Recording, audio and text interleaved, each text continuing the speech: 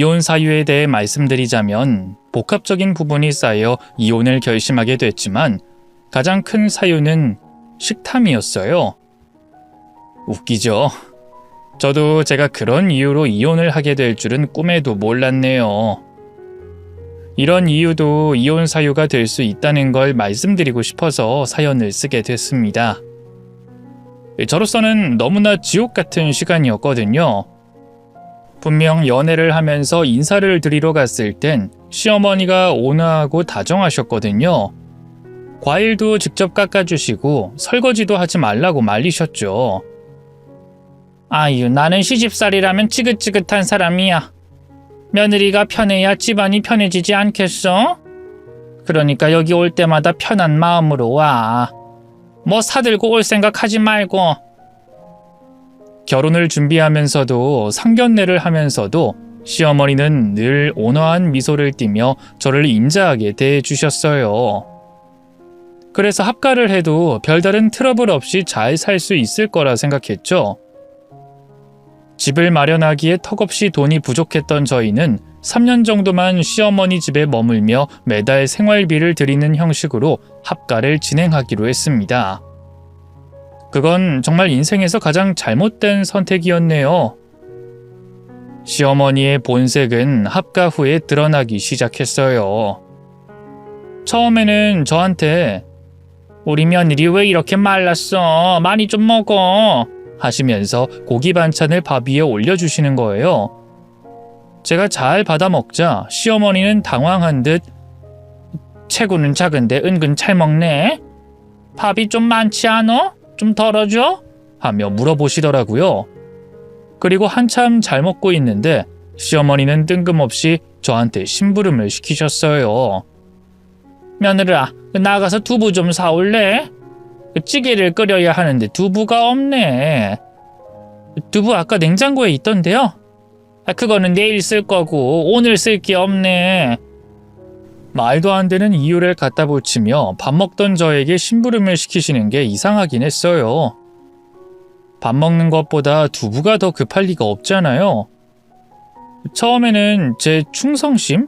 뭐 그런 걸 실험이라도 하시나 보다 생각하고 말았죠. 그런데 유독 제가 밥을 먹을 때 신경을 곤두세우는 시어머니의 모습에서 묘한 기류를 느끼게 됐습니다. 어느 순간 메인 반찬은 남편 쪽으로 다 몰아주시고 저한테는 밑반찬을 빙 둘러주시며 이건 맛있는 거야, 얼른 먹어봐 하시며 제 옆에 딱 앉으셔서 메인 반찬을 밀착 마크하시더라고요. 그때까지만 해도 기분 탓이겠지. 에이, 고작 먹는 걸로 며느리한테 치사하게 구시겠어 하는 마음으로 넘기려고 노력했는데 생각하면 할수록 이상한 거예요. 제가 무슨 채식주의자도 아니고 이 나물 좀 먹어봐라 저 나물 좀 먹어봐라 이건 고기 말고 당근이 맛있다 하시면서 반찬을 정해주시는데 기분이 좀 이상하더라고요. 며느리가 아들보다 잘 먹는 게 신경 쓰이실 수도 있겠다. 뭐 이제는 좀 조심해야겠다 생각하며 밥 먹을 땐 저도 모르게 긴장을 하게 되더라고요. 그러다 보니 소화불량도 생기고 제대로 먹지도 못해서 허리 사이즈가 3개월 만에 2인치가 줄었네요. 그때까지만 해도 그냥 의심 정도였어요. 서운해도 이 말을 입 밖으로 꺼낸다는 것 자체가 좀 그렇더라고요. 다른 이유면 몰라도 먹을 걸로 차별받는 게 서운하다. 뭐 이렇게 말을 해야 하는데 그 말을 꺼내기가 정말 어려웠네요. 남편과 시어머니 그리고 도련님까지 세 가족은 먹는 걸 정말로 좋아했어요. 세 사람 모두 체형이 비슷하다고 해야 할까요? 셋이 걸으면 딱 봐도 가족이라는 게 느껴질 정도로 풍채도 좋고 살집이 있었어요. 남편은 결혼 준비를 할 때도 예식장 들어가기 전까지 살을 뺀다고 꼭 다이어트 하겠다고 손가락 걸고 약속했건만 식탐을 이기지 못하고 결국 100kg가 넘은 채로 턱시도를 입어야 했습니다. 그 정도로 자제력이 좀 없는 사람이었어요. 어느 날 직장에서 야근을 하느라 집에 늦게 들어갔는데 현관문을 열자마자 고기 냄새가 풀풀 풍기더라고요. 환기도 안 시키고 고기를 구워 드신 것 같길래 제가 창문을 열면서 시어머니께 여쭤봤네요. 어머님, 뭐 드셨어요? 뭘 먹어? 굶었지. 네? 아무것도 못 먹었다. 이제 막 집에 들어왔어. 아, 그러셨어요? 배는 안 고프세요? 너 밥 먹을 거면 내 것도 좀 차리던가. 분명 고기 냄새가 집안 가득 풍기고 있는데 아무것도 안 먹었다고 발뺌을 하시더라고요. 심지어 같이 있던 남편과 도련님까지 입을 싹 닫더라고요.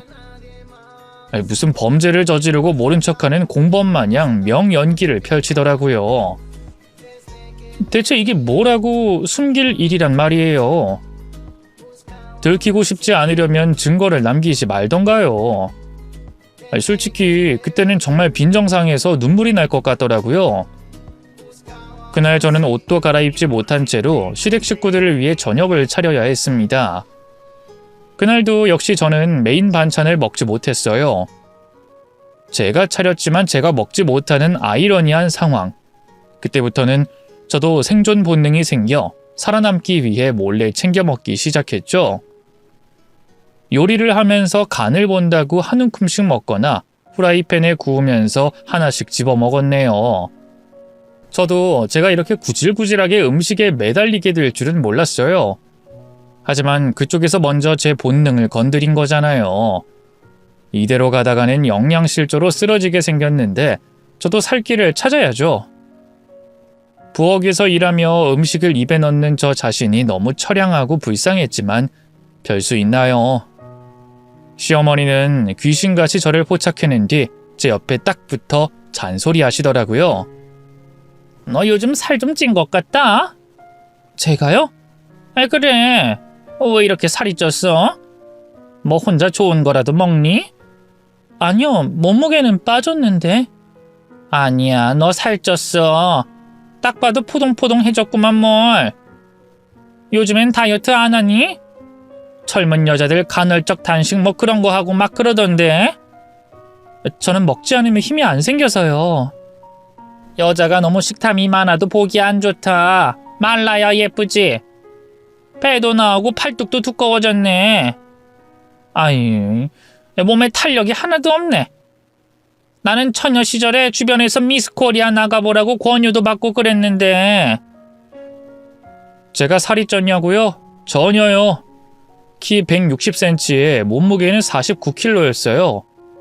평생을 살면서 살쪘다는 말 한번 들어본 적 없었고 국가에서 지정한 평균 체중에도 못 미치는 몸무게예요. 그냥 제가 몰래 음식을 먹는 게 싫으셨던 거겠죠. 실컷 잔소리를 하시더니 급기야는 그거 우리 아들이 제일 좋아하는 거거든?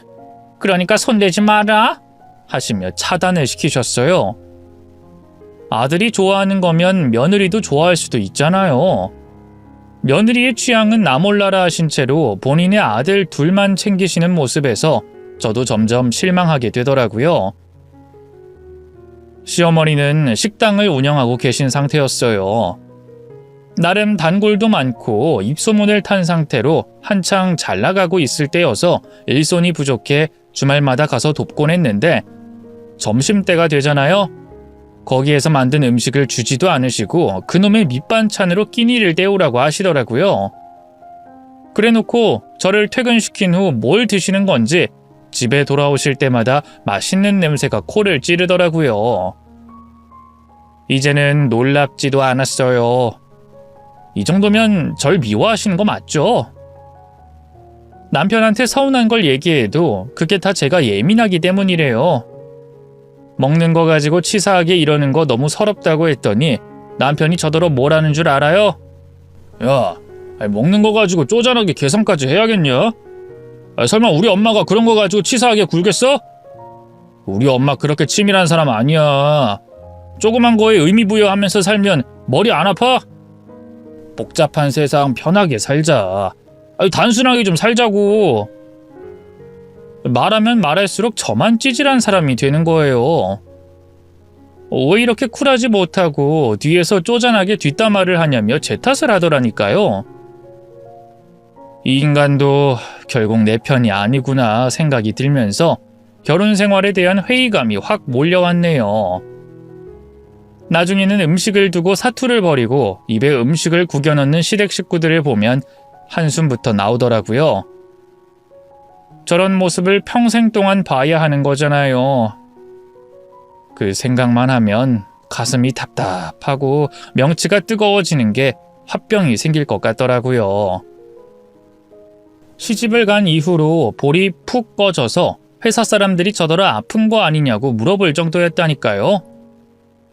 새로운 환경에 적응하느라 몸이 무리한 건지 어느 날은 일하다가 머리가 핑 돌아서 중간에 조퇴하고 병원 가서 링게를 맞은 적도 있어요.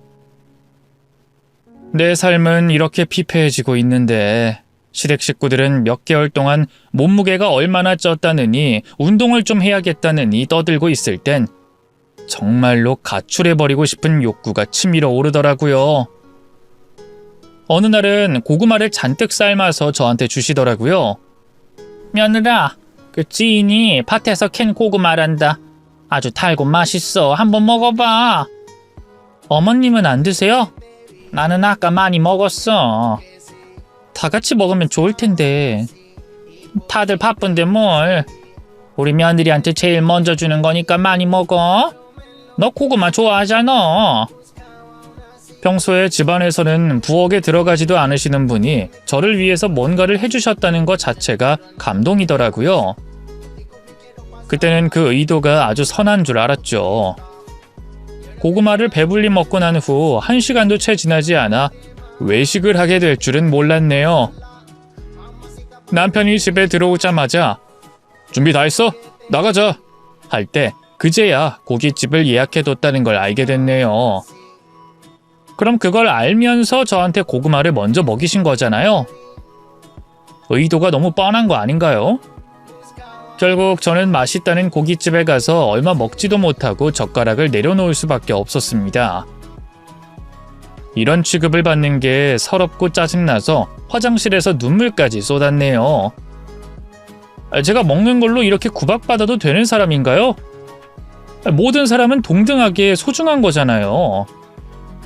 아들 둘한테 맛있는 거 먹이는 건 기분이 좋고 며느리가 맛있는 거 먹는 건 기분이 나쁜 게 정상적인 사람의 생각인가요? 너무 어이가 없어서 집에 돌아오는 길에 시어머니께 여쭸어요. 어머님, 고깃집 예약한 거 아셨어요? 근데 저한테 고구마 삶아주신 거예요? 예약한 거 까먹고 있었지. 그리고 고기보다 밭에서 직접 캔 고구마가 더 귀한 거야. 아무리 그래도 말씀을 좀 미리 해주셨으면 고구마로 배 채울 필요 없었잖아요. 저도 고기 좋아하는데. 그러게 고구마 그렇게 많이 먹으래? 컬신 들린 듯이 먹더만. 그러니까 배가 나오지. 누가 보면 너 만삭 임산부인 줄 알겠어. 제가 왜 걸신 들린 듯이 먹겠어요? 정말 이유를 모르세요? 원래 못 먹고 자란 애들이 음식만 보면 환장하는 법이야. 교양 있는 사람이면 음식 앞에서 점잔이라도 떨지. 어머님 말씀은 제가 교양 없이 음식만 보면 달려드는 사람이라는 거예요? 진짜로 그렇게 생각하세요? 욕심 많더만 뭘. 신랑이 좋아하는 음식이라고 강조하는데도 몰래 주워 먹는 걸 보면 말 다 했지. 먹을 기회가 없으니까 몰래 주워 먹은 거죠. 기회가 없긴 왜 없어? 누가 보면 시집살이 시키면서 쫄쫄 굶기는 줄 알겠네. 며느리 먹으라고 고구마도 삶아줘. 외식도 데려가줘. 식당에서 일하면 밥도 챙겨줘. 내가 뭘 더 어떻게 해야 하니? 전 서운했어요. 우유 마실 때도 얼마나 남았나 확인까지 하시고 냉장고 열 때마다 뭐가 비워졌는지 꼼꼼하게 체크까지 하시잖아요. 아들이 좋아하는 거라고 손도 못 대게 하셨잖아요. 저도 사람이에요. 먹고 싶은 것도 있고 취향도 있어요. 매일 나물에 마른 반찬에 맨밥에 저 진짜 힘들어요. 지금 네 말은 내가 일부러 못 먹게 하기라도 한단 소리야? 저 늦게 퇴근했을 때 몰래 고기 구워 드셨잖아요. 제가 모를 줄 알아요?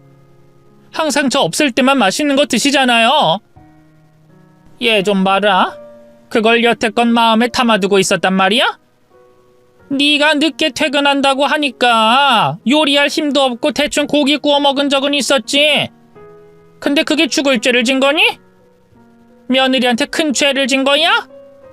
숨겼잖아요. 제가 물어봐도 모른 척 하셨잖아요.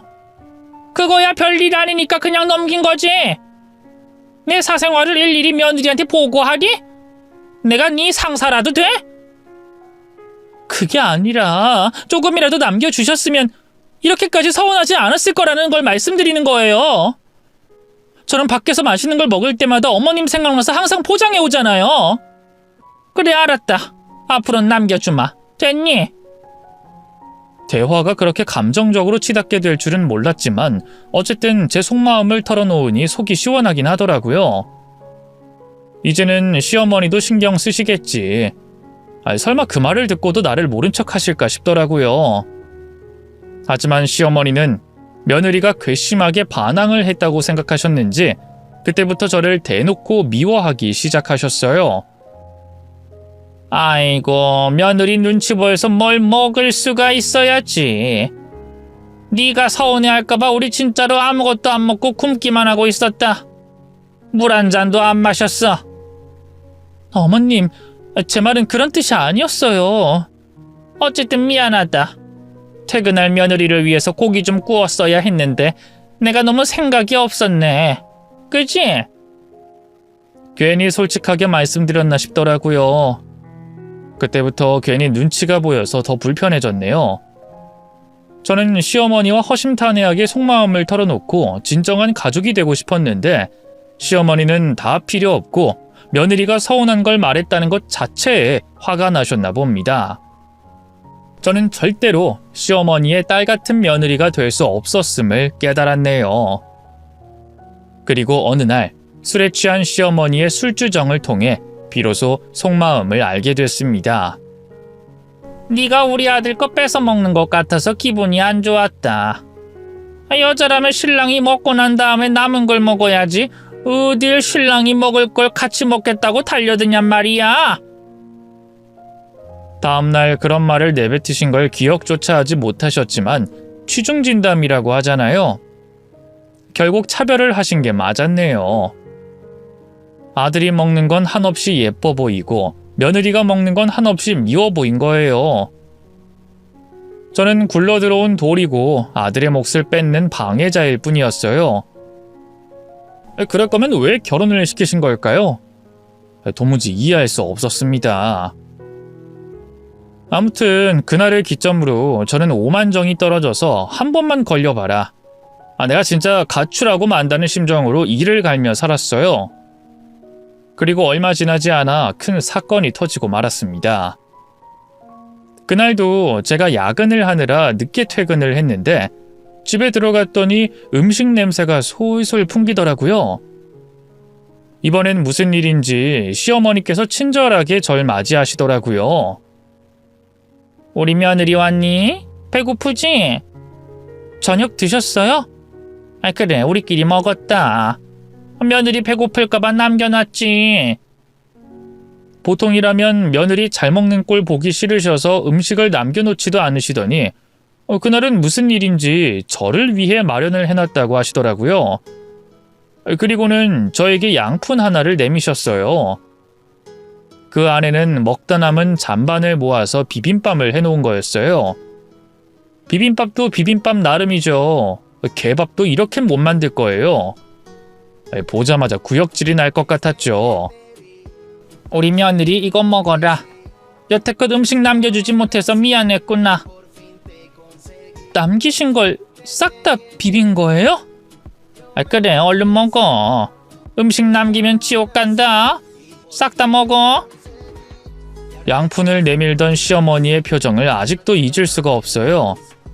마치 당해보라는 식의 사악한 웃음. 저는 그때 겨우 붙잡고 있던 이성의 끈을 놓고 말았습니다. 어머님, 이건 좀 아니지 않나요? 뭐가? 남겨달라며? 제가 괘씸하신 거죠? 대들어서 미운 거잖아요. 그래서 이런 식으로 저 난감하게 하시는 거잖아요. 안 그래요? 얘 좀 봐라. 너 자꾸 나를 이상한 사람으로 만든다. 일부러 맛있는 것만 남겨서 싹싹 비벼준 건데 이게 기분 나쁘니? 뭘 얼마나 고급진 음식으로 상차림을 해놔야 기분이 풀리겠어? 너야말로 시어머니한테 너무한 거 아니니? 지 하고 싶은 일 한다고 늦게 들어온 며느리를 위해서 구첩반상이라도 차려줘야 하니? 앞으로는 못 먹을 때마다 남겨달라며. 그래서 남겨줬잖아. 뭐가 문제야? 어머님, 저 이제 도저히 안 되겠어요. 제가 바란 건 인간 대접이었어요.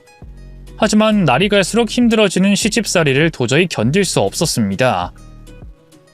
시어머니가 내미는 양푼을 주방에 던지고 그대로 집을 나가버렸죠. 제 뒤에다 대고 시어머니께서 너 미쳤어? 하시며 소리를 지르셨지만 아랑곳하지 않고 밖으로 나왔습니다. 먹는 것 때문에 서러운 나머지 가출까지 하게 된 제 사연, 정말 처량하지 않나요? 친정에도 갈 수 없었고 친구 집에도 갈 수 없었던 저는 결국 회사 근처에 있는 호텔에 가서 방을 잡았습니다. 그리고 시댁 식구들의 전화를 전부 받지 않았어요. 그 와중에 배가 고픈지 배에서 소리가 나더라고요. 치킨 한 마리를 시켜서 그걸 앉은 자리에서 우걱우걱 먹었네요. 치킨 다리를 먹어본 게 몇 년 만인지 몰라요. 먹으면서도 쉴 새 없이 눈물이 나더라고요. 결혼 전에는 식탐은 고사하고 식욕조차 없던 저였어요. 그런 저를 변화시킨 게 시댁 식구들이었죠. 더 슬펐던 건 제가 이렇게 서운함을 표출해봤자 그들은 제 입장을 이해할 수조차 없다는 것이었어요. 꼴에 남편은 아내가 사라지니까 불안한지 계속 연락을 하더라고요. 문자까지 보내면서 돌아오라고, 제발 어딨는지만 알려달라고 했지만 꼴도 보기 싫어서 핸드폰을 덮어버렸습니다. 그렇게 호텔에 일주일 동안 머물렀어요. 아마 집안에서는 난리가 났겠죠. 며느리가 가출해서 일주일 동안 연락이 두절이 되어버렸는데 얼마나 괘씸하시겠어요? 그때는 그냥 될 대로 되라는 식으로 버텼던 것 같아요. 그 지옥 같은 곳에 다시는 가고 싶지 않았거든요. 호텔에 머문 지 딱 일주일이 됐을 때쯤 도저히 안 되겠는지 남편이 저희 회사에 직접 찾아왔더라고요. 저를 보자마자 무조건 미안하다고 집으로 돌아가자고 하길래 제가 답답해서 물어봤죠. 내가 왜 집을 나왔는지 알기나 해? 이유는 알고 있어? 미안해. 내가 너무 무심했어. 이유를 아냐고? 엄마도 많이 미안해하고 계셔. 며느리한테 너무 심했던 것 같대. 그러니까 일단 집에 돌아가자. 응? 아무리 그래도 연락은 돼야 될 거 아니야. 얼마나 걱정했는지 알아? 물론 나도 잘한 건 없어. 하지만 내가 서운했던 걸 얘기하면 이해해주는 척이라도 했어야지. 살아온 환경도 다르고 문화도 다른 거 알아. 하지만 내 입장에선 힘들었어. 차별받는 그 기분이 얼마나 서러웠는지 알기나 해? 어머님이 대놓고 그러시더라. 며느리가 아들이 먹어야 하는 거 뺏어 먹는 것 같아서 싫으시대. 그게 그렇게 꼴보기 싫으시대. 그런 집에 어떻게 붙어 있을 수 있겠어. 내가 뭘 먹을 때마다 아들 거 뺏어 먹는다고 생각하실 거 아니야.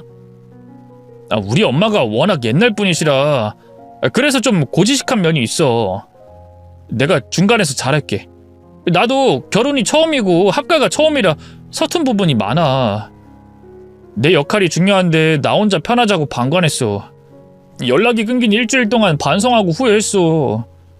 그러니까 우리 다시 잘해보자. 이제 고지가 눈앞이잖아. 조금만 버티면 우리 분가할 수 있어. 무릎이라도 꿇을 기세로 용서를 비는 남편을 보며 마음이 흔들렸네요. 이 사람도 오죽하면 회사까지 직접 찾아와서 설득을 하나 싶어 괜히 약해지더라고요. 그래도 시어머니가 집안의 어르신인데 제가 너무 철없이 군 게 아닐까 싶기도 하고, 어쨌든 그날 바로 시댁에 다시 들어갔어요.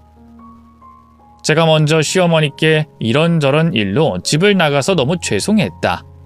하지만 저도 이런 부분은 서운해서 그랬다 말씀드렸더니 시어머니께서 진지하게 저에게 사과를 하시더라고요.